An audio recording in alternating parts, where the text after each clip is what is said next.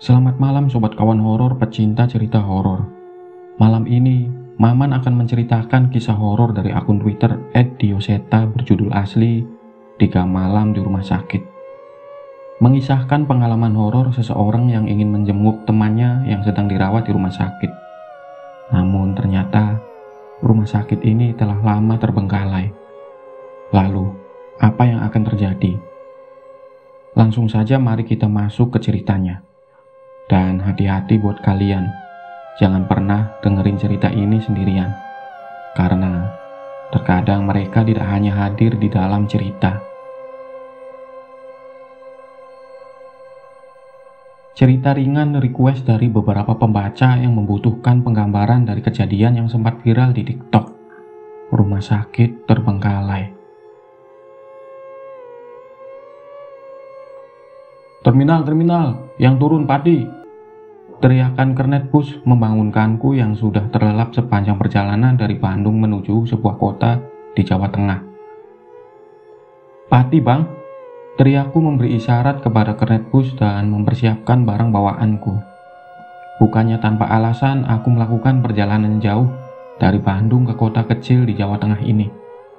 Sebuah kabar dari temanku yang sudah lama dirawat di rumah sakit membuatku menyempatkan diri untuk menjenguknya. Menjelang malam, bis antar kota yang kunaiki segera menurunkanku di sebuah terminal dan langsung melanjutkan perjalanan lagi. Wajar saja, bis yang kunaiki tersebut adalah bis jurusan ke Jawa Timur. Maka, masih harus mengejar trayek mereka untuk sampai di tujuan sebelum subuh. Sesampainya di terminal, aku mencoba menelpon temanku Ardi. Sayangnya, tidak ada jawaban. Mungkin saja kondisinya yang lemah tidak memungkinkan untuk mengangkat teleponku. Untung saja sebelumnya Ardi sudah memberi ancer-ancer kendaraan umum yang harus kunaiki menuju rumah sakit tempatnya dirawat. Mas, lewat rumah sakit kan? Tanyaku pada seorang supir angkot yang ngetem di terminal. Rumah sakit mana mas? Sopir itu berbalik bertanya kepadaku. Aku kembali mencoba membuka pesan yang dikirimkan oleh Ardi. Namun, yang tertulis hanya arah ke rumah sakit saja. Sepertinya, dia lupa menuliskan nama rumah sakit tempatnya dirawat. Pokoknya rumah sakit yang dilewatin angkutan umum ini mas. Nanti saya kasih tahu kalau sudah sampai. Jawabku dengan percaya diri. Setelah penuh, mobil angkutan umum yang sedari tadi ngetem berangkat meninggalkan terminal. Aku memperhatikan satu persatu bangunan di jalan yang dilewati agar tujuanku tidak terlewat. Sampai akhirnya, aku melihat sebuah rumah sakit yang cukup besar dari kejauhan. Mas, stop di sini mas. Ucapku menghentikan angkutan umum yang kunaiki. Lah, mas, tenan ning kene iki. Tanya sopir angkutan umum itu, namun aku tidak mengerti maksudnya. Maaf mas, saya orang Bandung. Tidak mengerti bahasa Jawa. Ini ongkosnya mas. Nuhun. Balasku sambil segera meninggalkan angkutan umum itu dengan membawa semua bawaanku. Aku berjalan sedikit hingga tepat berada di sebuah bangunan rumah sakit yang cukup kuno. Payah si Arti. Kenapa nggak pilih rumah sakit yang bagusan? Pikirku. Suasana sepi sangat terasa di luar rumah sakit. Terlihat dari jauh, penerangan di bangunan itu sangat tidak memadai. Sebenarnya, aku ragu untuk masuk. Namun, karena sudah terlanjur sampai ke sini, aku memutuskan untuk melanjutkan. Lorong rumah sakit terlihat begitu sepi. Seperti tidak ada pasien atau petugas. Langkah kakiku terhenti di hadapan meja resepsionis yang cukup tinggi. Punten, permisi. Teriakku mencari petugas yang seharusnya berada di sana. Permisi. Berkali-kali aku berteriak, namun tidak ada seorang pun yang menghampiriku. Aku menunggu sambil memperhatikan sekitar. Perlahan aku tersadar. Tidak ada satupun lampu di ruangan ini yang menyala. Semua penerangan berasal dari lampu luar yang masuk melalui jendela. Seketika, aku merasa ada yang tidak wajar. Udara dingin mulai merasuk ke tubuhku dan membuat bulu kudukku merinding. Segera aku mengangkat barang-barang bawaanku dan bersiap untuk meninggalkan tempat ini. Selamat malam mas, ada yang bisa saya bantu? Belum sempat melangkah, muncul seorang perawat rumah sakit berdiri tepat di belakangku saat aku menoleh. Iya suster, saya mau jenguk teman saya, ucapku kepadanya. Suster itu berjalan ke belakang meja seolah siap melayaniku. Nama temannya siapa mas? Biar saya cek, tanya suster itu. Ardi, nama teman saya Ardi sus, jawabku. Tidak ada yang namanya Ardi yang dirawat di sini mas. Mohon maaf. Jawabannya tanpa mencoba mengecek berkas apapun. Lah, nggak mungkin sus. Dia bilang ke saya dia dirawat di sini. Protesku yang merasa kecewa kepada pelayanan suster itu. Ia bahkan tidak memastikan namanya di berkas rumah sakit itu. Tidak ada ya pasien yang namanya Ardi. Jawab suster itu sekali lagi dengan mukanya yang jutek. Ini loh sus, yang Ardi yang ini. Aku memaksa suster itu melihat foto Ardi yang terdapat di handphoneku. Suster itu hanya melihat dan masih kukuh dengan yang ia sampaikan. Oh, Mas Ardi yang itu, dia dirawat di ruang melati mas. Ayo saya antar. Tiba-tiba salah seorang suster muncul dari belakangku.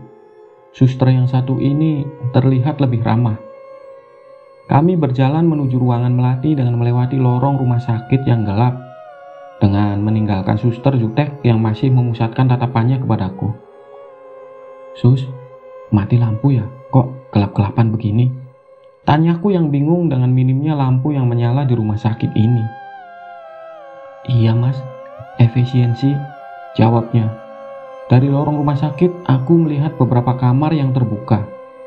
Walaupun dari luar terlihat sepi, tapi ternyata di kamar-kamar terdapat banyak pasien yang menurutku cukup aneh. Salah satu yang menarik perhatianku adalah pasien wanita kurus berambut panjang. Bukannya tidur di ranjang pasien, ia malah merayap di lantai dengan rambut panjangnya yang acak-acakan dan baju pasien yang telah terkena noda darah. Ketika matanya melirik ke arahku, aku segera mempercepat langkahku agar tidak terlihat sedang memperhatikannya. Tidak hanya itu. Lain dengan kamar yang sebelumnya yang sepi, kamar berikutnya tertutup namun terlihat suara ramai seperti pintu yang bertubruk berkali-kali. Sekilas dari celah kaca ruangan tersebut, terlihat pasien itu melompat-lompat menubrukkan dirinya ke pintu. Nah, di sini mas, ruangan melati. Teman masnya dirawat di sana. Saya lanjut dulu ya, ucap perawat itu yang segera meninggalkanku. Permisi, ucapku sambil membuka pintu ruangan itu. Namun tidak ada seorang pun di sana. Hanya 2 buah kasur pasien tanpa ada yang meniduri. Sus, kok kosong ya ruangannya? Tanyaku pada perawat tadi yang ternyata sudah tidak terlihat dari pandanganku. Aku mencoba masuk ke ruangan itu dan mencari tahu. Ardi? Ardi? Aku memanggil temanku yang menurut informasi itu ada di sana. Klak! Suara pintu dari kamar mandi terbuka. Dan dari sana terlihat sosok manusia yang mirip dengan yang kutunjukkan pada perawat di depan tadi. Benar dirawat di sini kamu? Kirain aku nyasar. Ucapku yang sudah merasa lega melihat temanku berada di sana. Iya, gimana perjalanan? Lancar? Tanyanya sambil kembali ke ranjang. Lancar, kamu gimana? Udah baikan? Jawabku sambil menanyakan keadaannya juga. Sudah lumayan, terima kasih sudah jauh-jauh ke sini. Jawab Ardi. Santai saja, maaf baru bisa jenguk. Itu kasur sebelah, ada yang nempatin gak? Tanyaku yang berharap bisa menumpang tidur di kasur sebelah. Ada. Biasanya pasiennya baru kembali ke kamar nanti malam. Jawabnya dengan suara yang semakin lemes. Ya sudah, kamu istirahat. Aku numpang gelar tikar di sini ya. Ardi hanya membalas dengan mengangguk. Melihat Ardi dengan wajah yang pucat, aku tidak lagi mengganggunya. Segera aku membereskan barang-barangku dan bersiap untuk istirahat juga. Tepat di sebelah kasur Ardi. Aku menggelar tikar yang langsung berbatasan dengan gorden yang menjadi pembatas dengan kasur sebelah. Tak lama setelahnya, Rasa lelahku membuatku semakin mudah untuk tertidur. Sayup-sayup terdengar langkah kaki dari luar ruangan. Suara pintu terbuka menyusul setelahnya. Aku telah nyaman dengan tidurku dan berpikir itu adalah pasien sebelah yang sudah kembali. Dan benar, suara kasur yang diisi oleh seseorang terdengar di sebelahku.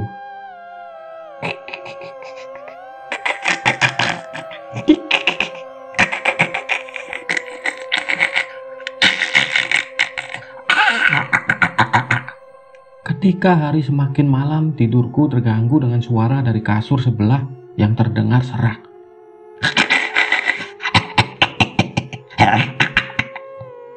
Suara itu terdengar semakin sering dengan diselingi tawa-tawa kecil. Aku yang merasa terganggu, segera memaksa untuk membuka mata dan memeriksa asal suara itu. Sayangnya, hal itu membuatku segera menyesal. Tepat di hadapanku, di kolong kasur Ardi, sesosok makhluk terbungkus kain kafan dengan gumpalan kapas yang menutup hidungnya, menatap ke arahku dengan kulit yang sudah membusuk. Pocong, Ardi, pocong! Ucapku yang segera berdiri menghampiri Ardi. Namun sekali lagi, Ardi tidak terlihat di tempat tidurnya. Aku yang panik segera mencari keberadaan Ardi dengan menyibakkan gorden pasien sebelah. Namun bukan Ardi yang kutemukan, melainkan sesosok makhluk kerdil meringkuk dengan bisul di seluruh tubuhnya, sedang mengunyah sesuatu yang berbentuk seperti ayam hidup dengan darah yang berceceran. Tolong, Ardi! Tolong! Teriakku yang bersiap berlari keluar, namun tertahan oleh suara dari belakangku. Apaan? Masih ngantuk nih? Tiba-tiba suara Ardi terdengar tepat di tempat tidurnya yang sebelumnya kosong. Lah, tadi kamu kemana? Itu ada pocong di kolong. Ada setan di kasur sebelah. Teriakku yang masih panik. Pocong mana? Nggak ada tuh. Balas Ardi yang segera mengecek kolong kasurnya. Dan memang tidak ada apa-apa di sana. Mimpi kali. Udah tidur lagi. Ngantuk nih. Jawab Ardi yang segera kembali tidur. Sekali lagi aku ngecek kasur sebelah. Dan memang tidak ada apapun di sana. Dengan jantung yang masih berdegup, aku memaksakan diri untuk tertidur lagi. Pagi mulai datang. Matahari masuk melalui jendela menerangi seluruh ruangan. Namun sepertinya aku bangun kesiangan. Ardi tidak ada di kasurnya. Mungkin saja ia sedang jadwal check up atau melakukan pemeriksaan. Setelah menunggu cukup lama, aku memutuskan meninggalkan Ardi untuk mencari makan di luar. Berbeda dengan semalam. Rupanya, rumah sakit ini cukup terang di siang hari. Namun, tetap saja sepi. Mungkin memang tenaga medis di sini banyak diperbantukan di rumah sakit lain yang sedang membutuhkan bantuan tenaga untuk menanggulangi pandemi. Kota Pati memang cukup kecil. Aku berkeliling menghabiskan waktu sebelum berencana kembali ke rumah sakit. Cukup lama waktu kuhabiskan untuk menemukan kuliner favorit di kota ini yang bernama nasi gandul. Rasanya lumayan puas ketika aku berhasil menemukannya. Tanpa terasa, azan maghrib terdengar dari Masjid Agung di sebelah barat alun-alun Pati. Aku mampir sebentar ke sebuah warung di dekat sana, memesan nasi bungkus untuk dimakan malam nanti di rumah sakit. Mobil angkutan umum berwarna biru menurunkanku lagi tepat di rumah sakit. Kali ini aku tidak canggung. Aku berjalan melalui lorong yang gelap seperti semalam dan memasuki ruang melati tempat Ardi dirawat. Tapi Ardi belum juga terlihat di tempat tidurnya. Sambil menunggu, aku menghabiskan makanan yang kubawa dan membersihkan diri di kamar mandi pasien. Baru saja masuk beberapa menit, suara ketukan pintu terdengar dari luar. Ardi ya? Iya sebentar, jawabku. Sekali lagi suara ketukan terdengar, kali ini lebih keras. Iya sabar. Merasa tidak nyaman, aku segera mengeringkan badanku, memakai baju dan membuka pintu kamar mandi. Namun tidak ada siapapun di kamar itu. Aku mencari ke seluruh sudut ruangan, Tidak ada tanda-tanda ada orang yang berada di sini. Ardi pun tidak ada. Berjam-jam aku menunggu hingga larut malam. Tanpa sadar, mulai tertidur. Terdengar suara cukup ribut dari luar membuka pintu seperti mengantarkan seseorang. Setelah mereka pergi, aku mencoba duduk melirik ke kasur dan kulihat Ardi sudah tertidur di kasurnya. Melihat hal itu, aku segera meneruskan tidurku. Suara ketukan keras kembali mengganggu tidurku. Kali ini berasal dari luar. Aku tidak menghiraukannya dan kembali tidur. Namun, ketukan itu terdengar semakin keras dengan tawa anak kecil setelahnya. Aku memaksa untuk terbangun dan membuka pintu dan lagi. Tidak ada orang di luar. Namun, sekelebat terlihat sosok bayangan anak kecil yang bersembunyi. Pintu kututup dan bersiap kembali tidur. Tapi, sekali lagi, suara ketukan keras terdengar dari luar. Aku mulai kesal dan segera berlari membuka pintu. Terlihat sosok anak kecil berlari menuju lorong seolah meledek. Aku berlari kecil untuk mengejar, namun sosok mereka menghilang tepat di depan kamar lorong yang gelap. Suara seperti besi dimainkan terdengar dari dalam sana. Aku mencoba mendekat dan memeriksa. Namun, yang terlihat membuatku terjatuh tanpa dapat berkata apa-apa. Pasien yang kulihat saat menuju kamar Ardi kini merayap terbalik di langit-langit kamar itu dengan lidah panjang yang menjulur ke bawah. Menyadari keberadaanku, makhluk itu merayap turun dan segera mengejarku. Di tengah gelapnya lorong malam itu, aku menguatkan kakiku untuk berlari kembali ke kamar. Samar-samar, suara langkah kaki dan tangan mencoba mengikuti dari belakang. Suara cekikikan anak kecil terdengar sepanjang lorong menuju kamar Ardi.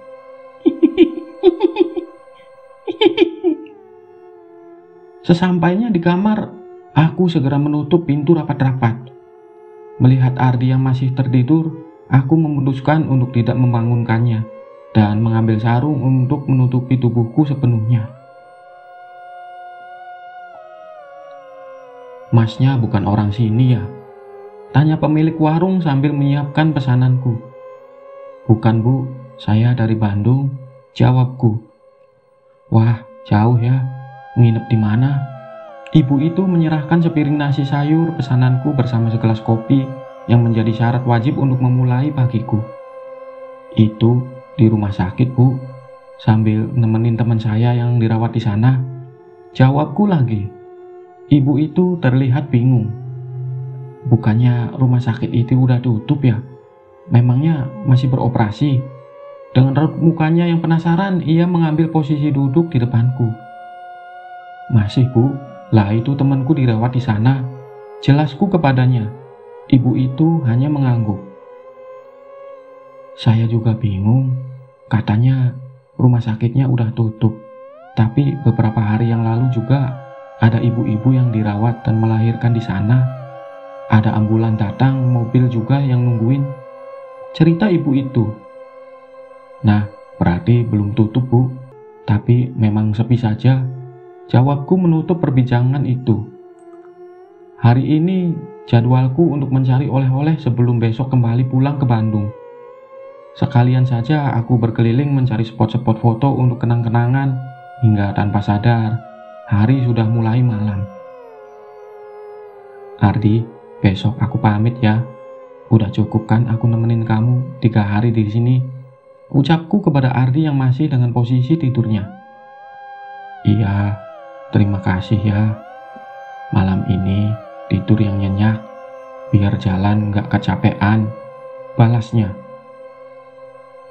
"Tenang, tapi habis aku pulang, ada yang nungguin kamu lagi nggak?" tanyaku. "Banyak, santai saja. Banyak yang nunggu di sini," jawabnya. "Ya sudah, aku istirahat. Aku juga mau tidur," ucapku sambil menyiapkan sarungku. Sebelum sempat tertidur, Ardi mengubah posisinya dan melongokkan kepalanya ke arahku yang tidur di bawah. "Malam ini jangan keluar kamar ya. Apapun yang terjadi, jangan keluar," ucap Ardi. Emang kenapa? Tanyaku penasaran. Namun Ardi tidak menjawab dan segera tertidur. Aku tidak mempedulikan lebih jauh. Toh tidak mungkin juga aku keluar malam-malam. Segera aku menarik sarungku dan tidur.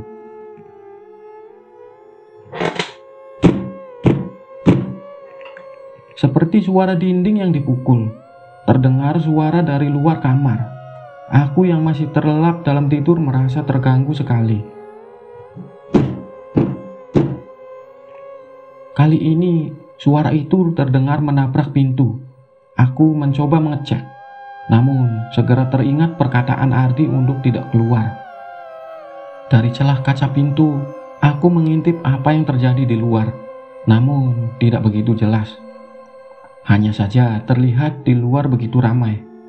Saat aku mendekatkan wajah ke pintu, suara pintu yang tertabrak sesuatu terdengar sekali lagi. Aku khawatir itu adalah suara seseorang yang butuh bantuan.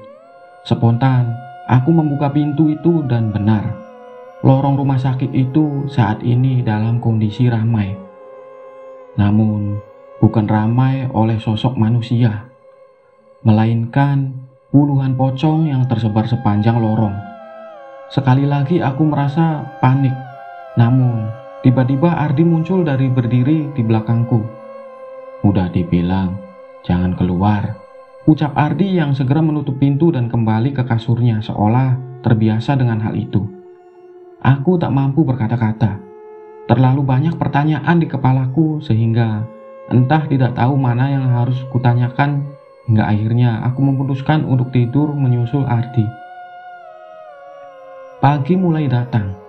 Seperti biasa, Ardi sudah tidak ada di kasurnya. Namun, karena sudah berpamitan semalam, aku segera membereskan barangku dan meninggalkan rumah sakit ini. Sama seperti sebelumnya, tiap pagi rumah sakit ini selalu sepi seolah tidak ada siapapun di sana.